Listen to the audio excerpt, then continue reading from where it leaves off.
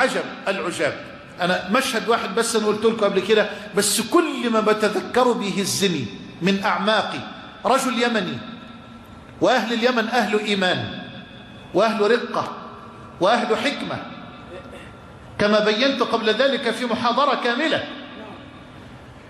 أنا داخل الحرم وماشي عادي متجه إلى الكعبة، ولفت نظري من ناحية اليمين هذا الرجل الكبير بلحيته البيضاء الجميلة وبوجهه المنير المشرق وبكيفية دعائه، رافع إيديه بالكيفية دي، يعني كأنه يعني لو كان ثوبه مظهرا لأظهر إبطيه.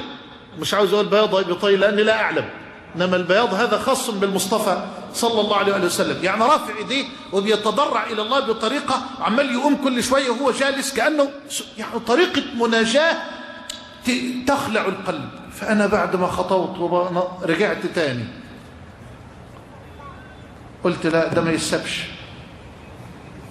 والله أنا لي أمر كده، معلش يعني تقول الشيخ الدروش ما يجرش حاجة ما يجرش حاجة. أنا في الحج أشوف واحدة ست شايلة أمها، رأيت بعيني واحدة ست شايلة أمها والله يا أخوانا على كتفها من عرفة، من عرفات شايلاها ومشي راحة مزدلفة، نزل على مزدلفة. أنا راكب في الأتوبيس المكيف، شفت المشهد ده ما قدرتش، كاد قلبي أن ينخلع. قلت أبدا والله ما سيبها، ها هنا تتنزل رحمة الملك. امسك بقى، امشي هنا، جايز تصب برحمة، احنا نتفزلك هنا. الرحمة دي صورة من صور البر اللي أنا كرجل ما أقدرش عليها، ما أقدرش أعملها. نزلت قلت والله ما سيبها أبدا، والله ما سيبها. ظلت ماشي حاطط راسي في الطين وراها، أقول يا رب يا رب إن رحمتها وأمها فلا تحرمني من رحمتك معه. يا رب مع دول مش ممكن، دول ما يبقوش أهل للرحمة، مستحيل مستحيل. فأنت خليك انكسر لله. شوف مشهد زي ده ما تسيبوش، تعملش بقى فهنا ده أنا العالم الفلاني وأنا أبو العريف الفلاني. لا، ما تعرفش أنت هترحم بإيه، والله ما تعرف إيه العمل اللي هترحم به. اللهم ارزقنا الذل إليك والانكسار بين يديك. كل الطرق إلى الله مزدحمة. إيه اللي جابنا هنا؟ ما أعرفش والله ما أعرف. أي طريق ستسلكه إلى الله حبيبي في الله ستراه مزدحما بالسالكين. هتسلك طريق الموحدين، ما أكثر الموحدين، اللهم اجعلنا منهم يا رب. هتسلك طريق المصلين، ما أكثر المصلين. هتسلك طريق المنفقين، ما أكثر المنفقين. هتسلك طريق القائمين بالليل، ما أكثرهم في أمة سيد المرسلين.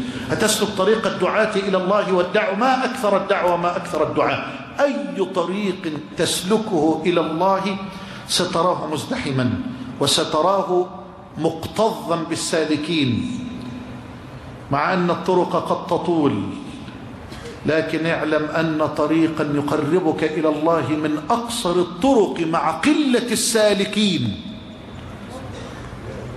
مع قلة السالكين. يا ترى هل تعرف هذا الطريق؟ إنه طريق الانكسار بين يدي الله. تنكسر تنكسر. كيف؟ تزل أنفك، تحطها تحت النعل، تحط مناخيرك تحت النعل، دوس عليها كل يوم 100 مرة بالحذاء. كل ما نفسك تيجي تكلميني أنا، تكلميني، ما أنا عارف نفسي كويس. أنت بتقولي لي إن أنا شيخ، ما أنا عارف نفسي لأن من أجهل الخلق. تكلميني بإن أنا راجل صالح، ما أنا عارف نفسي إن أنا طالح، أنا مقصر في حق ربي. كل ما تيجي تكلمك تحطها تحت النعل، معلش سامحني، تنكسر. اوعى تحدثك نفسك بانك حاجه، انت ولا حاجه، انا ولا حاجه، انا ولا حاجه وانت ولا حاجه. اما تعرض نفسك واعرض انا نفسي على حال السلف، يبقى ان لم يرحمنا ربنا لهلكنا. فخلي بالك حبيبي، وبلاش النفخه الكذابه اللي احنا فيها دي. المهم تعالوا نرجع للانكسار. ربنا يرزقنا الصدق ويرزقنا التواضع ويرزقنا الإخلاص، إنه ولي ذلك والقادر عليه.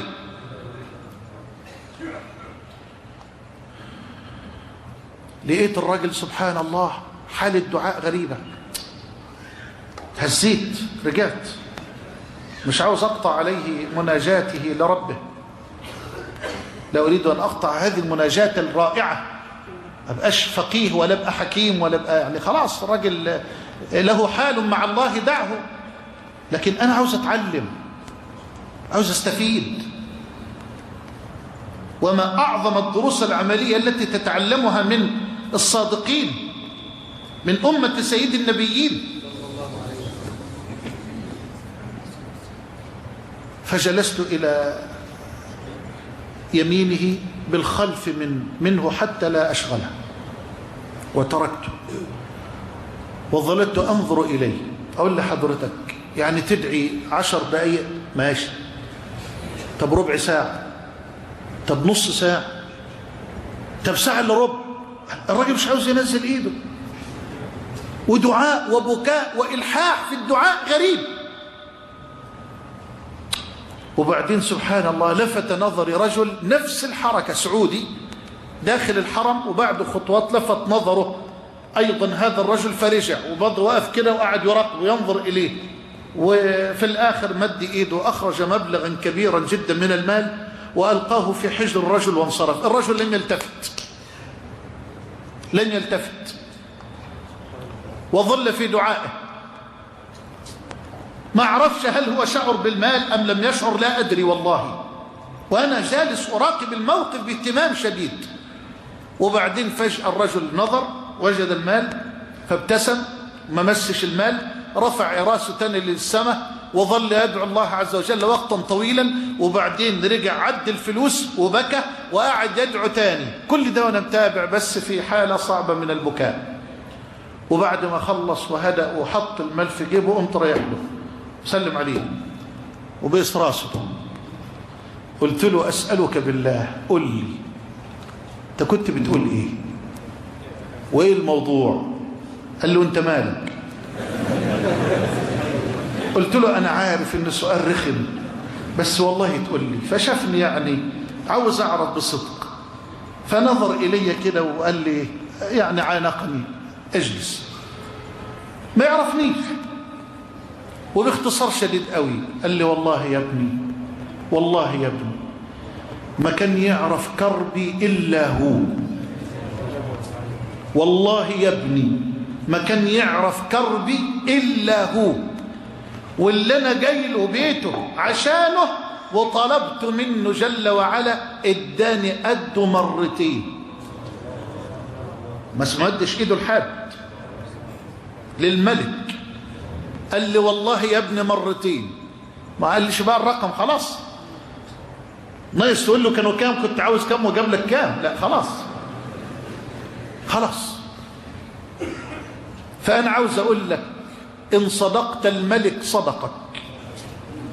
أنا راجل عاصي ماشي، ما أنا زي حالاتك، مذنب عاصي زيك، بس ربك جل وعلا أكرم وأجل من أن تسأله بصدق وأن يردك خائبا صفر اليدين.